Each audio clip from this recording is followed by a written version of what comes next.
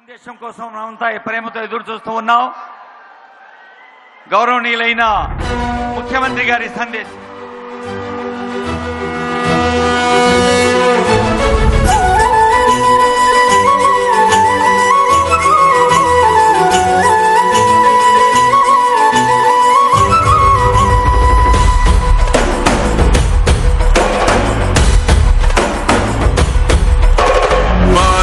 జిల్లాల కొండరెడ్డిపల్లెలో కొన్నదొక తల్లే పాలమూరు జిల్లాల కొండరెడ్డిపల్లెలో కొన్నదొక తల్లే పాలల్లో పౌరుషం పోసినాదో పెద్ద పులిలాగా ఖాండ్రించి లేసినాడే పోరు కథలన్నీ సిననాడు చెప్పినాదో చోరు మీద తన పోరును నడిపినాడే ధరణిపై నినదించి తప్పునే ఎదిరించి బెదిరించి నిలదీసినాడే రంగులు అద్దిన సేతితోనే మూడు రంగుల జెండా ఎగరేసినాడే రేవంతన్న చూడే గర్వమెక్కిన గడికి గుండైనాడే దండైనాడే గర్వపడేలా గడ్డ పాలిస్తూ ఉండే రేవంతన్న చూడే. జై కాంగ్రెస్. ఇంకా గట్టిగా మిత్రులారా, ఖమ్మం సత్తా చూపియాలి. జై కాంగ్రెస్. ధన్యవాదాలు మిత్రులారా. మిత్రులు, మీ అభిమాన నాయకుడు ఈనాడు రైతు ఆశీర్వాద సభ ఏర్పాటు చేసి నాతో పాటు మండలి చైర్మన్ గుత్తా సుఖేందర్ రెడ్డి గారిని, శాసనసభ స్పీకర్ గడ్డం ప్రసాద్ కుమార్ గారిని, వ్యవసాయ శాఖ మంత్రివర్యులు తుమ్మల నాగేశ్వరరావు గారిని, రెవెన్యూ శాఖ మంత్రివర్యులు పొంగులేటి శ్రీనివాసరెడ్డి గారిని, ఐటీ అండ్ ఇండస్ట్రీస్ మినిస్టర్ మిత్రులు దుద్దిల్ల శ్రీధర్ బాబు గారిని, ఖమ్మం జిల్లా ఇన్ఛార్జి మంత్రివర్యులు వాకిటి శ్రీహరి గారిని, R&B శాఖ మంత్రివర్యులు మిత్రులు కోమటిరెడ్డి వెంకటరెడ్డి గారిని, అదేవిధంగా ఖమ్మం జిల్లా పార్లమెంట్ సభ్యులు రఘురామ్ రెడ్డి గారిని, మహబూబాబాద్ పార్లమెంట్ సభ్యులు బలరాం నాయక్ గారిని, రాజ్యసభ సభ్యులు వేం నరేందర్ రెడ్డి గారిని, ప్రభుత్వ విప్ ఆది శ్రీనివాస్ గారిని, మరో ప్రభుత్వ విప్ డాక్టర్ రామచంద్ర నాయక్ గారిని, సీనియర్ శాసన సభ్యులు పాయం వెంకటేశ్వర్లు గారిని, పోరం కనకయ్య గారిని, మిత్రులు శాసనసభ్యులు రామ్దాస్ నాయక్ గారిని, సోదరిమణి శాసనసభ్యురాలు రాగమయ్య గారిని, అదేవిధంగా శాసనసభ్యులు ఆది నారాయణ గారిని, అదేవిధంగా భద్రాచలం శాసనసభ్యులు తెల్లం వెంకట్రావు గారిని, ఖానాపూర్ శాసనసభ్యులు వెడ్మ బొజ్జు గారిని, జూబ్లీ హిల్స్ శాసనసభ్యులు నవీన్ యాదవ్ గారిని,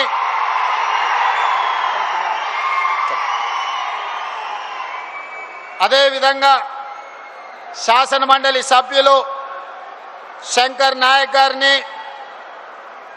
ఈర్లపల్లి శంకర్ గారిని, అదేవిధంగా శాసనసభ్యులు మనోహర్ రెడ్డి గారిని, మరో శాసనసభ్యులు నాగరాజు గారిని, ఈనాడు తెలంగాణ రాష్ట్ర నలుమూలల 10 సంవత్సరాలు నిరంతరంగా ఎదురు చూసిన ప్రతి కుటుంబానికి రేషన్ కార్డు 3,28,00,000 మందికి ఈనాడు సన్న బియ్యాన్ని అందిస్తున్న సాగునీటి పారుదల శాఖ మంత్రివర్యులు పెద్దలు ఉత్తమ్ కుమార్ రెడ్డి గారిని, వివిధ కార్పొరేషన్ల చైర్మన్లను, ప్రభుత్వ అధికారులను, ప్రాణ సమానులైన ఖమ్మం జిల్లా రైతాంగం వేలాదిగా వచ్చి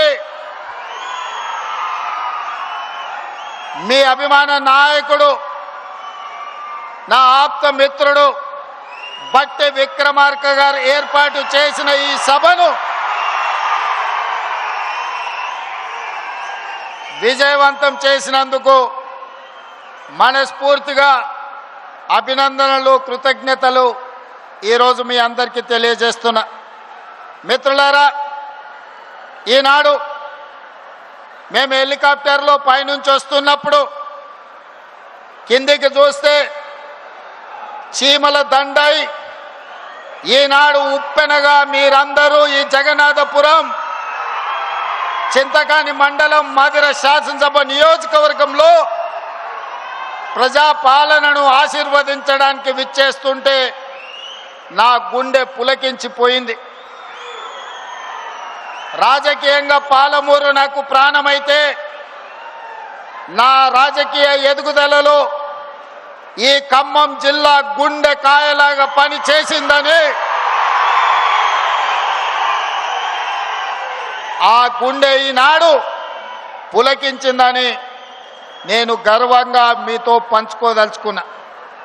మిత్రులారా, 10 సంవత్సరాల రాక్షస పాలన, ఆనాడు నేరెళ్లలో దళితులను లారీల కింద ఇసుక మాఫియా తొక్కించినప్పుడు గిట్టుబాటు ధర అడిగిన గిరిజనులని ఖమ్మం జిల్లాలో బేడీలు వేసినప్పుడు, ఉద్యోగాల కోసం నిరుద్యోగ యువకులు పోరాడితే లాఠీలను తూటాలను పేలుస్తున్నప్పుడు శాసనసభలో ప్రతిపక్ష నాయకుడిగా బట్టి విక్రమార్క గారు, కాంగ్రెస్ పార్టీ అధ్యక్షుడిగా పిసిసి అధ్యక్షుడు హోదాలో నేను ఆనాడు పాదయాత్ర చేపట్టి తెలంగాణలో నలుమూలలు తిరిగినాం. సరిగ్గా జూలై మాసం 2023 నాడు ఖమ్మం పట్టణంలో ఒక అద్భుత సన్నివేశం జరిగింది. ఆనాడు ఆదిలాబాదులో మొదలైన మిత్రులు బట్టి విక్రమార్క గారి పర్యటన ఖమ్మం జిల్లాలో ముగింపు సందర్భంగా మిత్రుడు, మీ అభిమాన నాయకుడు, సోదరుడు పొంగులేటి శ్రీనివాసరెడ్డి గారు కేసీఆర్ను, బీఆర్ఎస్ పార్టీని 100 అడుగుల గోతి తీసి పాతి పెట్టడానికి కంకణం కట్టుకొని ఇక్కడి నుంచి కూతవేటు దూరంలో ఆనాడు సమావేశాన్ని ఏర్పాటు చేసి మన అభిమాన నాయకుడు, కాబోయే భారత ప్రధాని రాహుల్ గాంధీ గారిని ఆహ్వానించినప్పుడు ఈ ఖమ్మం జిల్లా ప్రజలు లక్షలాదిగా ఉప్పెనై కమ్మేసి ఆనాడు బీఆర్ఎస్ ను బందబెట్టిన మాంతు జూలై మాసం 2023 సరిగ్గా 36 నెలలు పూర్తి చేసుకున్న సందర్భంగా ఇదే జూలై మాసం 2026 నాడు చింతకాని మండలంలో మళ్ళీ ఆశీర్వాద సభ పెడితే వేలాదిగా మీరు ఉప్పెనై కమ్మేసి బీఆర్ఎస్ ను మలక ఎత్తనీయము. ఖమ్మం జిల్లాలో బీఆర్ఎస్ అనే పదము నిషేధించబడ్డది. ఈ ఖమ్మం జిల్లాలో ఈ విషపు మొక్కను మళ్ళీ మొలకెత్తనీయమని ఈనాడు ఒట్టేయడానికి విచ్చేసిన మా ఖమ్మం రైతాంగానికి మనస్ఫూర్తిగా నేను కృతజ్ఞతలు తెలియజేస్తున్నా. మిత్రులారా, ఇవాళ ఈ సభ ఆషామాషి సభ కాదు. ఈ సభ పరిపాలనకు సంబంధించిన సభనే కాదు, భవిష్యత్ ప్రణాళికలను రచించుకొని తెలంగాణ రాష్ట్రం 4 కోట్ల ప్రజలు ఏ దిశగా, ఏ వైపున రాబోయే శాసనసభ ఎన్నికల్లో తీర్పు ఇయ్యబోతున్నారో మిమ్మల్ని అందరినీ చూసిన తర్వాత నాకు అర్థమయ్యింది. చాలా మంది మీడియా మిత్రులు ఈడ ఉండొచ్చు, లేదా హైదరాబాదు నగరంలో ఉండి చూస్తున్న మీడియా మిత్రులకు నేను ఒక అంశాన్ని గుర్తు చేయదలుచుకున్నా. ఆనాడు జూలై 2023 నాడు ఖమ్మంలో రాహుల్ గాంధీ గారి బహిరంగ సభ, భట్టి గారి పాదయాత్ర ముగింపు, మిత్రుడు పొంగులేటి గారి కాంగ్రెస్ పార్టీలో చేరిక సభ తరువాత గాంధీ భవన్ లో పాత్రికేయ మిత్రులు నన్ను కలిసిండ్రు. వాళ్ళతో చర్చాగోష్ఠి జరిగినప్పుడు కాంగ్రెస్ పార్టీకి ఉప ఎన్నికల్లో డిపాజిట్లు రావడం లేదు, భారతీయ జనతా పార్టీ వేగంగా వస్తుంది, బీఆర్ఎస్ కేసీఆర్ మాయ మాటలు మూటలతో ఎన్నికలకు వస్తున్నాడు, ఆ మాయ మాటలకు బీఆర్ఎస్ ఎన్నికల్లో పెట్టే మూటలను మీరు ఎట్లా తట్టుకొని ఎన్నికల్లో మీరు గెలుస్తారని నన్ను అడిగాను. ఆనాడు నేను ఒక్క మాట స్పష్టంగా చెబితే గుర్తుండదని పెద్దలు ఒక మాట చెప్పిండ్రు, సౌ బక్నా ఏక్ లిఖ్నా అని. ఆ మీడియా మిత్రులకు నేను ఒక మాట చెప్పిన, మీరు కాగితం తీసుకొని రాయండి, సీల్డ్ కవర్లో పెట్టండి, డిసెంబర్ ఎన్నికల తర్వాత ఫలితాలు వచ్చినప్పుడు నేను చెప్పింది నిజమా కాదా తెరిచి చూడండి. ఈరోజు నేను చెబుతున్నా అని ఆనాడు ఒక మాట చెప్పిన. మీడియా మిత్రులకు నేను ఇవాళ గుర్తు చేయదలుచుకున్నా. ఖమ్మం మీడియా మిత్రులు, హైదరాబాద్ గాంధీ భవన్ మీడియా సోదరులను మీరు అడిగి తెలుసుకోండి నేను చెప్పింది నిజమా కాదా. ఆనాడు నేను ఒక మాట చెప్పిన, రాబోయే ఎన్నికల్లో ఖమ్మం సభ చూసిన తర్వాత కాంగ్రెస్ పార్టీకి 65 ఎమ్మెల్యేలు గెలుస్తారు, సిపిఐ పార్టీ 1 సీటు గెలుస్తుంది, బీజేపీ 8 నుంచి 9 సీట్లు గెలుస్తాయి, ఎంఐఎం 7 లేక 6 సీట్లు గెలుస్తాయి, మిగిలినవి మాత్రమే కేసీఆర్ భజన పరులు గెలుస్తారని నేను చెప్పిన. డిసెంబర్ 3, 2023 నాటి ఫలితాలు 64 సీట్లు కాంగ్రెస్ పార్టీ గెలిచింది, 1 సీటు సిపిఐ గెలిచింది. కానీ ఆ తర్వాత 1 సీటు తగ్గితే ఉప ఎన్నికల్లో తెలంగాణ ప్రజలు 2 సీట్లు ఇచ్చిండ్రు. గణేష్ని కంటోన్మెంట్లో గెలిపించిండ్రు, నవీన్ యాదవ్ను జూబ్లీహిల్స్ గెలిపించి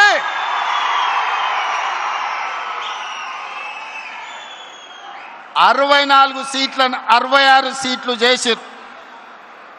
ఆనాడు నేను చెప్పిన జోస్యం ఆ తర్వాత పార్లమెంట్ ఎన్నికలు వచ్చినప్పుడు సూటిగా చేవెళ్ల గడ్డ మీద నుంచి సవాలు విసిరిన, కేసీఆర్ రాసి పెట్టుకో, పార్లమెంట్ ఎన్నికల్లో నీకు గుండు సున్నా, నీకు పంగనామాలు పెట్టిస్తే తెలంగాణ ప్రజలతోనని. పార్లమెంట్ ఎన్నికల్లో చెప్పింది చేసినాం, బీఆర్ఎస్ కు గుండు సున్నా ఇప్పించినాం తెలంగాణ ప్రజలతోటి. సర్పంచ్ ఎన్నికల్లో 2/3 మెజారిటీ గెలుస్తామని చెప్పినాం. మున్సిపల్ ఎన్నికల్లో 85-90% గెలుస్తామని చెప్పినాం. ఆనాటి 2023 ప్రభుత్వ ఏర్పాటు నుంచి మొదలు పెడితే పార్లమెంట్ ఎన్నికలు కావచ్చు, పంచాయతీ ఎన్నికలు కావచ్చు, మున్సిపల్ ఎన్నికలు కావచ్చు, తెలంగాణ ప్రజలు కోరుకున్నదే, తెలంగాణ ప్రజల గుండె చప్పుడు ఇన్న ఈ ప్రజా ప్రభుత్వం చెప్పింది చెప్పినట్టుగా ప్రజా తీర్పుని ఇప్పించడం ద్వారా పాపాల బైరోడుని ఫామ్ హౌస్ లో బంధించినాం. ఇక ఈ పశుపతికి విముక్తి లేదు, పాపాల బైరోడు ఫామ్ హౌస్ లోనే బందీ అవుతాడని చెప్పిన మా నాడు. ఇవాళ మీడియా మిత్రులారా రాసుకోండి, ఖమ్మం జిల్లా చింతకాని మండలం వేదికగా 1,00,000 మంది ఖమ్మం బిడ్డల సాక్షిగా భవిష్యత్తు చరిత్రను, జరగబోయే కురుక్షేత్రాన్ని ఈ వేదిక నుంచే నేను చెప్పదలుచుకున్నా.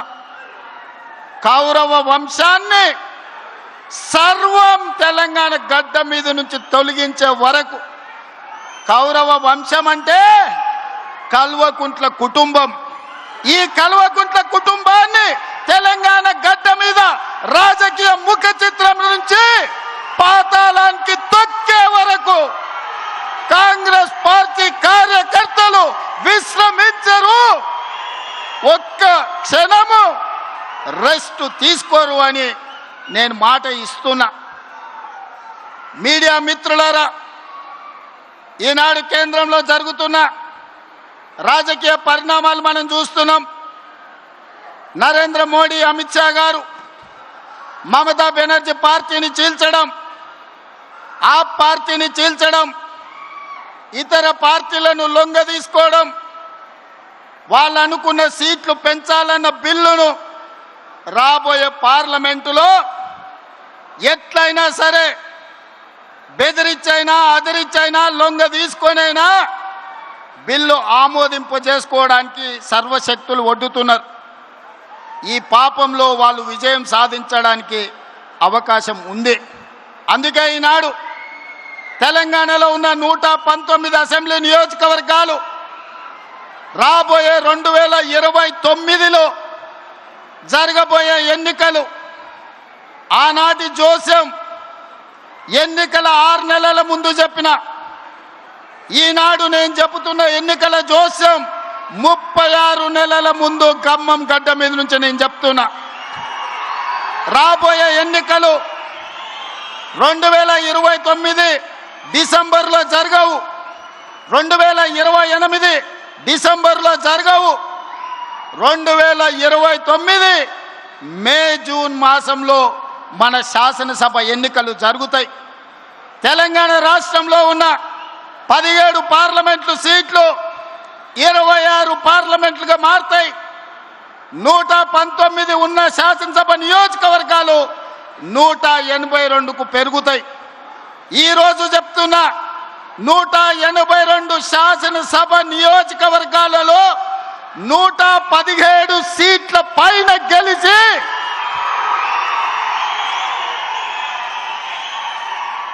117 మీడియా మిత్రులారా రాసుకోండి. 117 అంటే 117 శాసన సభ్యులను గెలిపించుకొని రెండవసారి తెలంగాణ రాష్ట్రంలో ప్రజాపాలనను, కాంగ్రెస్ ప్రభుత్వాన్ని గెలిపిస్తాం. రాముడు మీద, భద్రాచలం రాముడు మీద ఆనా, ఇది ఖమ్మం కాంగ్రెస్ కార్యకర్తల మాట. కాసుకో చంద్రశేఖర్ రావు, నువ్వు, నీ కొడుకు, నీ అల్లుడు, నీ బిడ్డ, నీ చుట్టాలు, నీ భజన పరులు, నీ ఒప్పందాలు, నీ దొంగ సర్వేలు చేసే దొంగ ఏజెన్సీలతో సహా గుర్తు పెట్టుకోండి. ఈ తారీఖు జూలై 10, 2026 నాడు మాట చెప్తున్నా. ఈ మాట కోసం రోజుకు 18 గంటలు పనిచేస్తాం మేమందరం, మా మిత్రులందరూ. ఒక్క క్షణం కూడా పెరగము, ఆలస్యం చేయము, ఎవరిని కూడా అన్యాయం జరగనీయం. తెలంగాణ ప్రజలకు, దళితులు, గిరిజనులు, ఆదివాసీలు, బలైన వర్గాలు, మైనారిటీలు, మహిళలు, రైతులు, విద్యార్థులకు ఈ సంక్షేమ ప్రభుత్వం, ఈ ప్రజాపాలన ఒక సుభిక్షమైన పరిపాలన అందిస్తుంది, రామరాజ్యాన్ని తీసుకొస్తుంది. ఆనాడు మీ అందరికీ తెలుసు, వరేసుకుంటే ఉరేసుకున్నట్టే అని చంద్రశేఖరరావు అన్నాడు. ఈనాడు ఉత్తమ్ కుమార్ రెడ్డి గారు, బట్టి విక్రమార్క గారు, తుమ్మల నాగేశ్వరరావు గారు వరేసుకుంటే 500 రూపాయల బోనస్ ఇచ్చి చివరి గింజ వరకు కొంటాం. దేశంలోనే తెలంగాణ రాష్ట్రాన్ని ఆదర్శంగా నిలబెడతామని చెప్పిండ్రు. ఇవాళ సన్న బియ్యమే కోట్లాది మంది ప్రజలకు బుక్కెడు బువ్వ పెట్టే కార్యక్రమం జరుగుతుంది.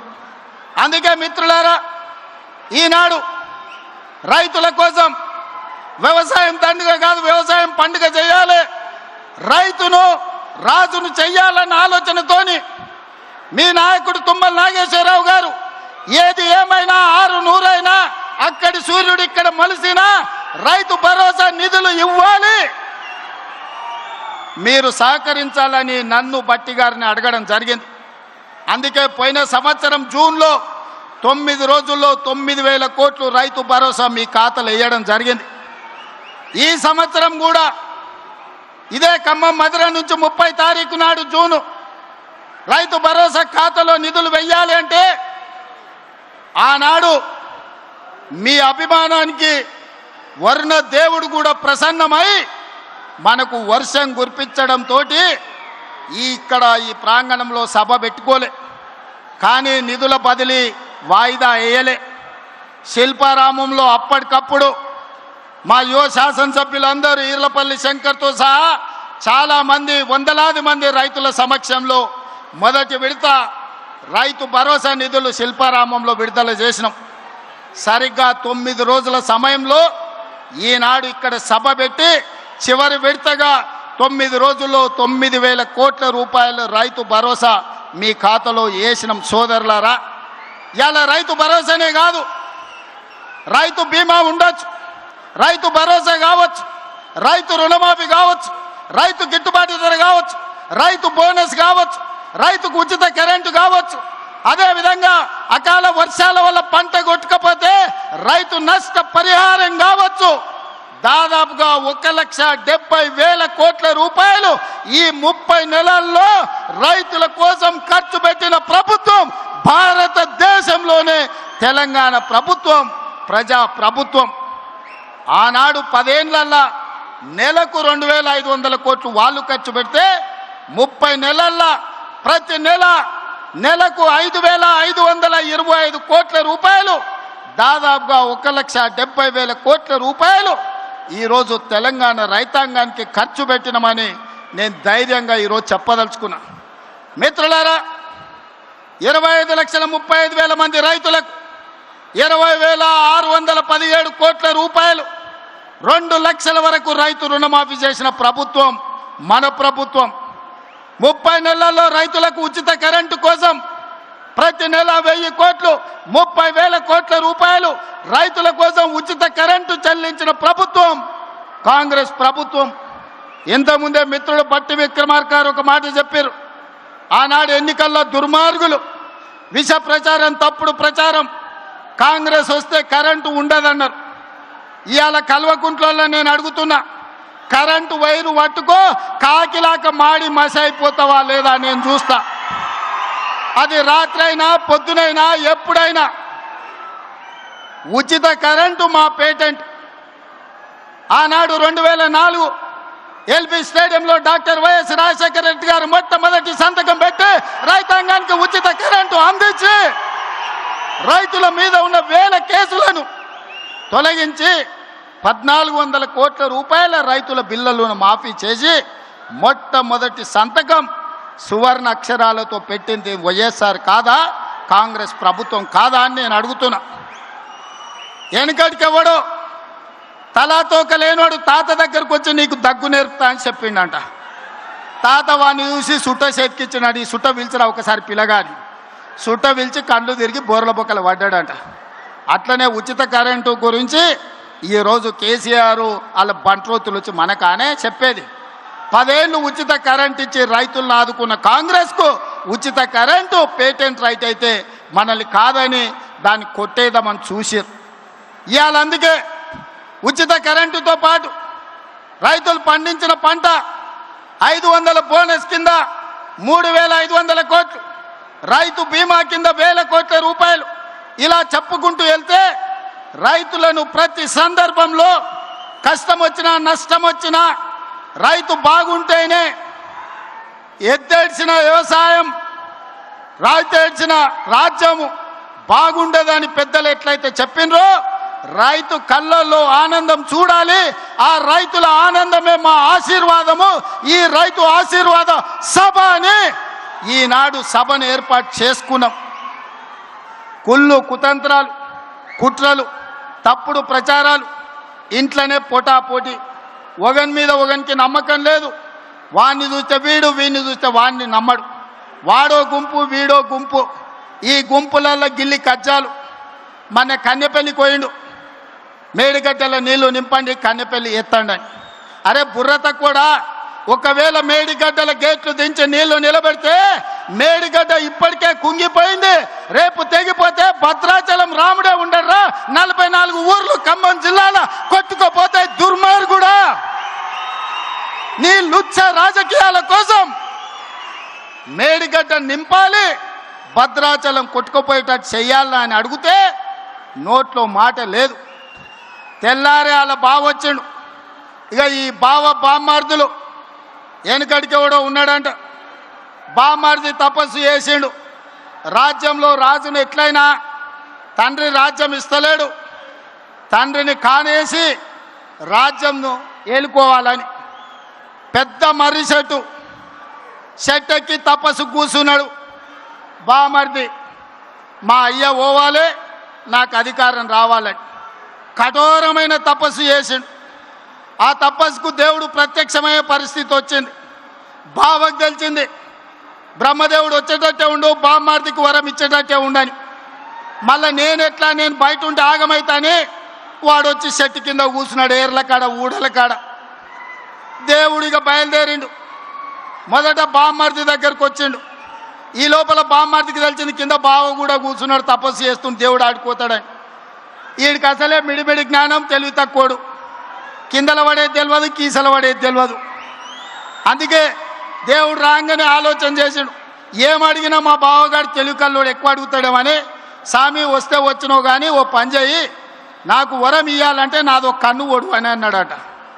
అదేంటంటే నేను మళ్ళీ చెప్తా కానీ స్వామి నువ్వు అయితే మొదలు కన్ను ఓడు అని. సరే వీడు ఇంత కఠోరమైన దీక్ష చేసి నువ్వు కన్ను ఓడడం అంటే నాదేం పోయిందని వాని కంట్లో ఏలు పెట్టి పొడిచిండు, వాని కన్ను పోయింది.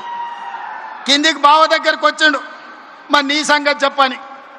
వాడు అనుకున్నాడు మా బామ్మార్ది గాడు ఏమేమి అడిగిండో నాకు తెలియదు, ఓ పని చేయి స్వామి, మా బామ్మార్ది అడిగిన దానికి నాకు డబల్ అని అడిగిండంట. ఆలోచన చేసుకో అని చెప్పిండు. ఇక లేదు స్వామి ఆలోచన లేదు, గీలోచన లేదు, మా బామ్మార్దికి ఇచ్చిన వరానికి నాకు డబల్ వరం ఇవ్వమని. సరే మంచిదని వాడిని 2 కళ్ళల్లో ఒడిచిండు. బామ్మార్ది గానికి 1 కన్ను లేదు, బావకు 2 కన్ను లేవు. ఇక ఊరు మీద ఓట్లు అడుక్కోవాలంటే ఏం చేయాలి? ఈ బావని బామ్మార్ది భుజాల మీద ఎక్కించుకొని ఖమ్మం సితగాని మండలంలో మన సభ ముందు పల్లి బఠానీలు అమ్ముకోనికి వచ్చారు. ఇది బామ్మార్దుల స్టోరీ. బావెవడో మీకు తెలుసు కదా, తాటి చెత్త అంతా పెరిగిండు కానీ తలకాయలో చింతకాయ అంతా కూడా తెలియలేదు. బామ్మార్ది ఎవడో మీకు తెలుసు కదా, సోంబేరిగాడు. సాయంత్రం అయితే పప్పులు, పొద్దుటిపూట పోతే గప్పు పనులు. ఇంతకు మించి ఏమైనా చేసిండా? వీళ్ళు కాంగ్రెస్ను ఓడిస్తాం, కాంగ్రెస్ రేవంత్ రెడ్డి సర్వే చేసుకుంటే మేం గెలుస్తున్నామని వచ్చిందని మాట్లాడుతున్నాం. అన్నం తినేటోడు ఎవడన్నా ఎన్నికలు ఎన్నడు ఉంటాయో తెలియకుండా, ఎవడు పోటీ చేస్తాడో తెలియకుండా, ఏ రిజర్వేషన్ ఉంటుందో తెలియకుండా, ఎన్ని సీట్లు పెరుగుతాయో తెలియకుండా, ఎన్నికలలో ఏం చెప్తామో తెలియకుండా ఎన్నికల సర్వేలు చేసి ఎవడు గెలుస్తాడో నిర్ణయిస్తాడంట. జూబ్లీహిల్స్లో గిట్లనే చెప్పిండు, సర్వే చేసినాం గెలుస్తున్నాం, ఇది రెఫరెండం అని. ఏమైంది? జూబ్లీహిల్స్లో బండకేసి కొట్టిండ్రు. ఇగో గీనే నవీన్ యాదవ్ ఉన్నాడు 25,000 ఓట్లతో గెలిచి.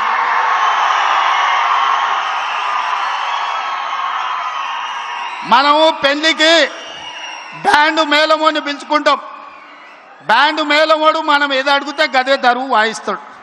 వీడు సర్వేలకు ఇచ్చేటోడు కూడా వాని సర్వేలు ఇచ్చి బ్యాండ్ మేళం వాయించమంటే వీనికి సంతోషం కలిగేదే వాయిస్తాడు తప్ప నిజము చేదుగా ఉంటుందని వాడెందుకు చెప్తాడు? అసలు వాళ్ళయ్యా ఆయల్లా రెండోసారి ప్రభుత్వం వచ్చినప్పుడు హరీష్ రావును మంత్రిని చేయనికే ఏడాది పట్టింది. ఆయల్లా పార్టీలకు వెళ్ళే మెడల్ పట్టి దొబ్బాలని చూసిరు. ఇవాళ కన్నెపల్లి పోతుంటే కేటీఆర్ హరీష్ రావుని ఎంబడి తీసుకపోలే. ఆల్రెడీ హరీష్ రావు బీజేపీలతోని సందపూసుకేస్తూనే ఉన్నాడు, చీకట్ల మాట్లాడుతూనే ఉన్నాడు. కాదని భద్రాచలం రావుని మీద ఒట్టేయమని హరీష్ రావును. నేను బీజేపీలతో మాట్లాడతలేను, బీజేపీలకు ఓనని భద్రాచలం రాముడి మీద వాళ్ళ మేనమామ కేసీఆర్ మీద ఒట్టేసి హరీష్ని చెప్పమను. నువ్వేడుంటావో తెలియదు, నీ బావేడుంటాడో తెలియదు. కేసులకు భయపడి నీ పార్టీని బీజేపీలో విలీనం చేస్తామని నీ చెల్లెలే ఒక పక్క నుంచి చెప్తుంది. మీ దొంగ సొమ్ము 1400 కోట్లు ఆంధ్ర కాంట్రాక్టర్ల నుంచి కొల్లగొట్టిరా నీ సొంత చెల్లెలే చెప్తుంది. సిగ్గులేనోడా, ఇన్ని నిజాలు ఇట్లుంటే తెలంగాణ ప్రజలు నీకు ఓటేస్తారు అనుకుంటున్నావా? మా అక్కలకి ఈయనే ఉండ్రు, ఇందిరమ్మ చీరలు కట్టుకొని పాలపిట్టల లెక్క. మా అక్కలందరూ సిద్ధమవుతున్నారు. సలాకి ఎర్ర కాల్చి మీ శివరాసన్ లాంటి వాళ్ళకు వాతలు పెట్టాలని. మీ ఖమ్మంలో కానీ శివరాసన్ ఉన్నాడు తెలుసు కదా, తెలుసా? మీరు ఈడ పువ్వాడ అజయ్ అంటారు, హైదరాబాద్లో ఆయన ఒంటికన్ను శివరాసన్ అంటారు. అట్లాంటి వాళ్ళు చాలా మంది ఉన్నారు. వాళ్ళందరినీ కర్రు కాల్చి సలాకి కాల్చి వాతలు పెట్టడానికే మా అక్కలు సిద్ధమవుతారు. నేను ఒక్కటే చెప్పదలుచుకున్నా, ఆనాటి ప్రభుత్వం చంద్రశేఖరరావు మొదలుపెట్టిన పథకాలు షాదీ ముబారక్, కళ్యాణ లక్ష్మి, రైతు భరోసా, లేకపోతే ఏ పథకమైనా ఈ ప్రభుత్వం రద్దు చేసిందా మీరు ఒక్కసారి ఆలోచన చేయండి. ప్రజలకు ఉపయోగ పథకం ఏదున్నా ప్రజల కోసం, ప్రజల సంక్షేమం కోసం ఆ పథకాలను అమలు చేసినాం. ఆయన రైతు బంధు అంటే సంవత్సరానికి 10,000 అంటే మీ తుమ్మల గారు బట్టి గారు రైతు భరోసా పేరు మీద 2,000 పెంచి సంవత్సరానికి 12,000, 30 నెలల 36,135 కోట్ల రూపాయలు రైతు భరోసా పథకాన్ని కొనసాగిస్తలేమా? ఆనాడు డబుల్ బెడ్రూమ్ ఇళ్ళని ఆనా పిల్లల కోట శ్రీనివాసరావు కథలు చెప్పినట్టు కోడిని పైన కట్టి సద్దన్నం కింద తింటే ఈ డబుల్ బెడ్రూమ్ జోల్ని చెప్పి మనల్ని మోసం చేస్తే మీ అభిమాన నాయకుడు పొంగులేటి శ్రీనివాసరెడ్డి ఇందిరమ్మ ఇండ్లు మొదటి విడత 4.5 లక్షలు, రెండో విడత 2.5 లక్షలు, 7 లక్షల ఇండ్లు కట్టి మీ ఖమ్మం జిల్లాలోనే గిరిజన సోదరుల మధ్యన గృహ ప్రవేశాలు చేసింది నేను కాదా? మీ అభిమానంతో నన్ను ఆదరించింది నిజం కాదా? సన్న బియ్యం భద్రాచలంలో పాయలం వెంకటేశ్వర గారి కాన్స్టిట్యున్సీలో గిరిజనుడి ఇంట్లో సన్న బియ్యంతో బుక్కెడు బువ్వ నేను వచ్చి తినిపోలేదా? ఈ పథకాలన్నీ లేవా? ఆనాడు వాళ్ళు రేషన్ కార్డులు ఇవ్వలే. ప్రతి పేదవాడికి నాడు రేషన్ కార్డు ఇచ్చినాం, ప్రతి పేదవాడికి సన్న బియ్యం ఇచ్చినాం, 50 లక్షల కుటుంబాలకు 200 యూనిట్లు ఉచిత విద్యుత్ ఇచ్చినాం, పేదవాడికి 7 లక్షల ఇందిరమ్మ ఇండ్లు ఇచ్చినాం, పేదవాడికి 20,617 కోట్ల రూపాయలు రైతు రుణమాఫీ 2 లక్షల వరకు చేసినాం. ఆనాడు 1,00,000 రూపాయలు అన్నాడు, 4 విడతలు అన్నాడు, అసలు అన్నాడు, మిత్తి అన్నాడు. చివరికి రైతు చేతిలో అప్పు, రైతు చేతిలో సిప్ప, రైతు తల మీద అప్పు మిగిలిపోయింది. కానీ ఈ ప్రభుత్వం రైతులకు రైతు రుణమాఫీ చేసి చూపించింది. రైతు భరోసా 10,000 ఇస్తే 12,000 ఇచ్చింది. రైతు ఉచిత కరెంటు ఈరోజు మనం ఇచ్చినాం. వడ్ల కొనుగోలులో ఉత్తమ్ కుమార్ రెడ్డి 30 నెలల్లో 80,000 కోట్ల రూపాయలు సివిల్ సప్లైస్ కమిషన్ నుంచి రైతుల కోసం ఖర్చు పెట్టినాం. తెలంగాణ ఉద్యమమే 69 తొలి తెలంగాణ ఉద్యమం, పాల్వంచలో తెలంగాణ ఉద్యమం ఖమ్మం జిల్లాలో పుట్టింది. బంట్రోతు ఉద్యమం కోసం మొదలైన ఉద్యమం తెలంగాణ రాష్ట్రాన్ని సాధించినాం. చంద్రశేఖరరావు మాత్రం నిరుద్యోగుల కళ నెరవేర్చలే. ఈనాడు మొదటి సంవత్సరంలో 67,717 ప్రభుత్వ ఉద్యోగ ఖాళీలు భర్తీలు చేసి ఇంజనీర్లను, డాక్టర్లను, నర్సులను, పోలీసులను వివిధ శాఖల్లో ప్రభుత్వ ఉద్యోగాలు మనం భర్తీ చేసినాం. ఇట్లా చెప్పుకుంటూ వెళ్తే రైతు రుణమాఫీ కావచ్చు, రైతు భరోసా కావచ్చు, రైతు బీమా కావచ్చు, రైతు బోనస్ కావచ్చు, నిరుద్యోగ ఉద్యోగ నియామకాలు కావచ్చు, ఆడబిడ్డలకు 60,000 కోట్ల రూపాయల బ్యాంకు లింకేజ్ కావచ్చు, బతుకమ్మ పేరు మీద ఆడబిడ్డల చీరలలో కూడా కమిషన్లు కొడితే గాడిదలారా ఈడనే తగిలబెట్టిరు. మీరు ఇచ్చిన చీరలు పిట్టలను బెదిరించనిక పొలాలకు కట్టిరా అన్నాడు. కానీ ఇవాళ గాడ మా అక్క కనిపిస్తుంది పాలపిట్ట రంగు, కెమెరాకి అక్కడ తిప్పుర్రా. మా అక్క పాలపిట్ట రంగు చీర కట్టుకొని వచ్చి షై పైకి ఎత్తింది చూడు. ఇంటాయన కూడా అరే మా ఆమె ఎంత అందంగా ఉందా పాలపిట్ట చీరలు అనుకునే పరిస్థితి. మా అక్క కలకలలాడుతుంది. ఈ తమ్ముడు పండుగ పూట పెట్టిన చీర సారె కింద మా అక్కలు కట్టుకొని ఇవాళ నన్ను ఆశీర్వదించనికి వచ్చారు. ఆర్టీసీలో ఆడబిడ్డలకు ఉచిత బస్సు ప్రయాణం 30 నెలల ఆడబిడ్డల కోసం 11,000 కోట్ల రూపాయలు ఖర్చు పెట్టి ఏ ఒక్కరు కూడా అమ్మగారింటికి పోయినా, అమ్మవారిని దర్శించుకున్నా, రాములోరి దగ్గరికి పోయినా అనా పైసా లేకుండా ఈరోజు ప్రయాణం చేస్తురా లేదా మా అక్కల్ని అడుగురి. అక్క కెమెరా మీద కనిపించడం చెప్పురి, బస్సులు ఎవరన్నా రూపాయి అడిగినరా? 2 రోజుల్లోనే ముఖ్యమంత్రి అయినప్పుడు చెప్పిన, మీరు బస్సు ఎక్కుండ్రి, కావాల్సిన దగ్గర దిగుండ్రి, ఎవడన్నా మీరు కిరాయి అడిగితే మీ తమ్ముని ఫోటో చూపించుండ్రి, మా తమ్ముడు పట్నం వాళ్ళు ఉన్నాడు, బస్ కిరాయి తెచ్చుకోపో అని. 30 నెలల్లో ఎప్పుడన్నా అడిగినరా అక్క? ఇది 1000 మెగావాట్ల ఉచిత విద్యుత్ యజమానులను చేసినాం. 1000 బస్సులకు ఉచిత ప్రయాణం కాదు, 1000 బస్సులకు మా ఆడబిడ్డలను యజమానులను చేసినాం. పెట్రోల్ బంకులు పెట్టించినాం. శిల్పారామం దగ్గర 1000 కోట్లతోని మా ఆడబిడ్డలకు స్థలం ఇచ్చి వాళ్ళ ఉత్పత్తులను అమ్ముకునేటట్టు చేసినాం.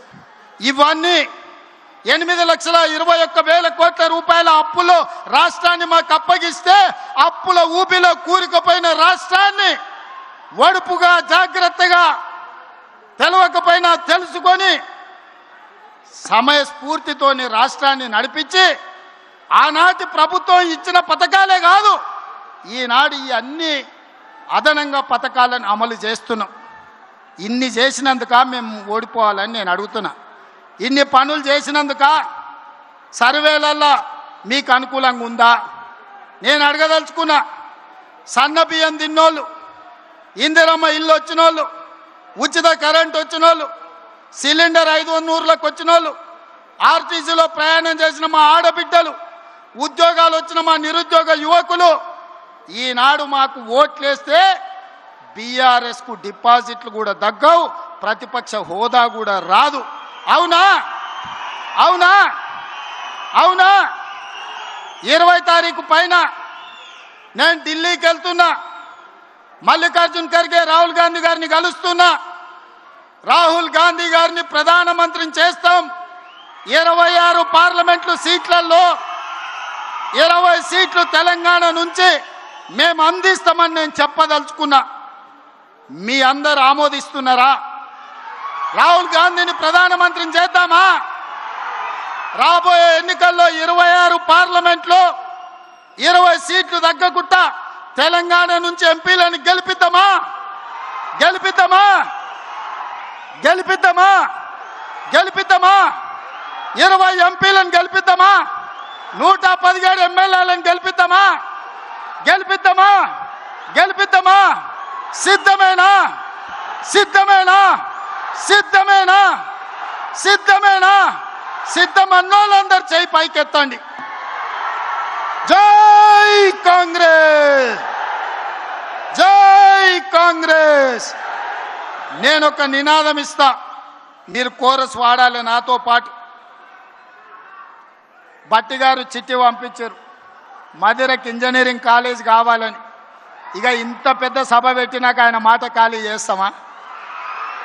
ఆయన అడిగింది ఏం లేదు, కాలేజ్ మా పిల్లల చదువుల కోసం, మా దళితులు, గిరిజనులు, పేదోళ్ళ పిల్లలను ఇంజనీర్లు చేయాలని మా మిత్రుడు తాపత్రయపడుతున్నాడు. ఇంత గొప్ప సభ చేసినాక ఏ నాయకుడైనా కాదంటాడా? అసలే ఆర్థిక మంత్రి ఆయన నల్లద్దాలు పెట్టుకున్నాడు కాబట్టి సరిపోయింది. ఆయన కన్నెర్రగిన చేస్తే బీఆర్ఎస్ భస్మం అయిపోతుంది. సో మా భట్టి గారు అడిగినట్టు మధురకి ఇంజనీరింగ్ కాలేజ్ ఇస్తున్నాం. మీడియా మిత్రులారా ప్రత్యేకంగా రాయండి. చివరగా నా స్లోగన్, నేను ఔరేక్ బార్ అంటే మీరు కాంగ్రెస్ సర్కార్ అనాలి. సరేనా? సరేనా?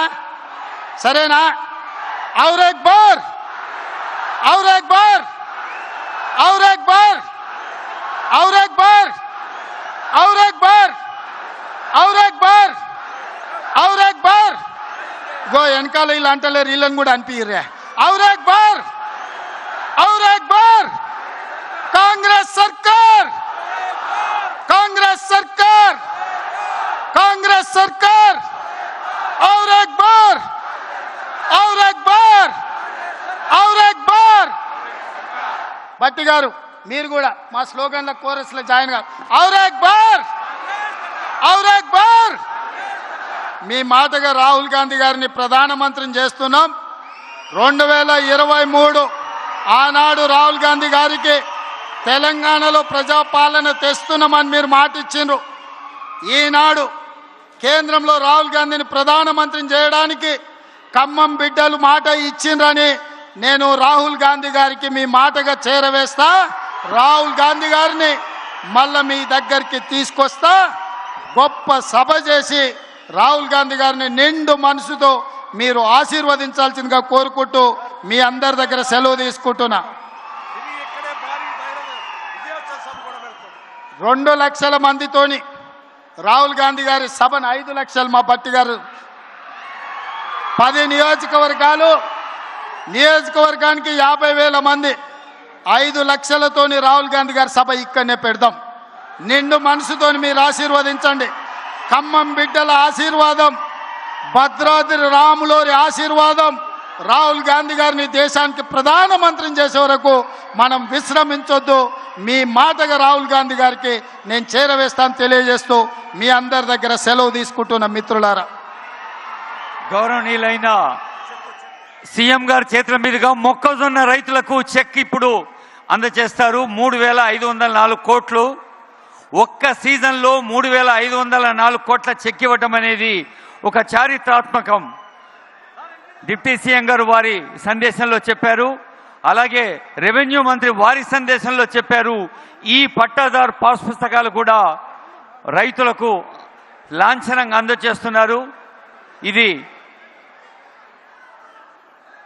సాగు చేస్తూ మోకా మీద ఉండే వారికి ములుగుమాడు మండలం, ఎరుపాలెం మండలం ములుగుమాడు రైతులు బత్తుల మంగమ్మ, జల్లేపల్లి లక్ష్మణరావు, వెంకట ప్రసాద్, మరియమ్మ, అట్లాగే మొక్కజొన్న చింతకాని మండలం మొక్కజొన్న రికార్డు స్థాయిలో ఇది మన బట్టిసార్ నియోజకవర్గం.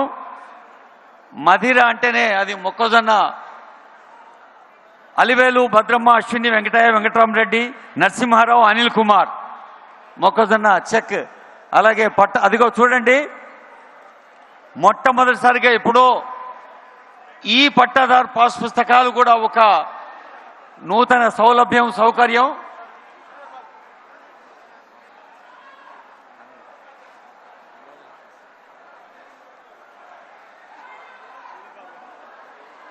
గౌరవనీయులైన ముఖ్యమంత్రి గారి చేతుల మీదుగా రైతులు స్టేజ్ మీద లాంఛనంగా కొందరే అందుకుంటారు. క్షేత్రం మీద ప్రతి రైతుకి అన్ని సౌలభ్యాలు, సౌకర్యాలు చేకూరుస్తున్న ప్రజా పాలనా ప్రభుత్వానికి హృదయపూర్వక ధన్యవాదాలు, మీ ఆశీర్వాదాలు.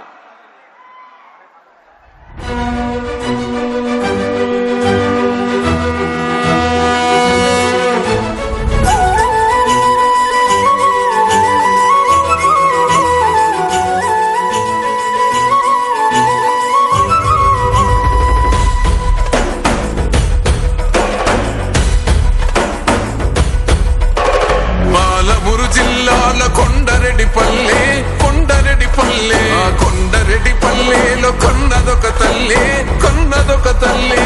పాలమూరు జిల్లాల కొండరెడ్డిపల్లె, కొండరెడ్డిపల్లె, కొండరెడ్డిపల్లెలో కొన్నదొక తల్లి, కొన్నదొక తల్లి.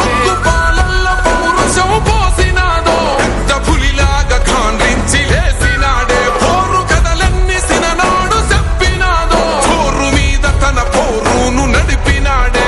ధరణిపై నినదించి తప్పునే ఎదిరించి, అదిరించి బెదిరించి నిలదీసినాడే. రంగు రంగులు అద్దిన చేతితోనే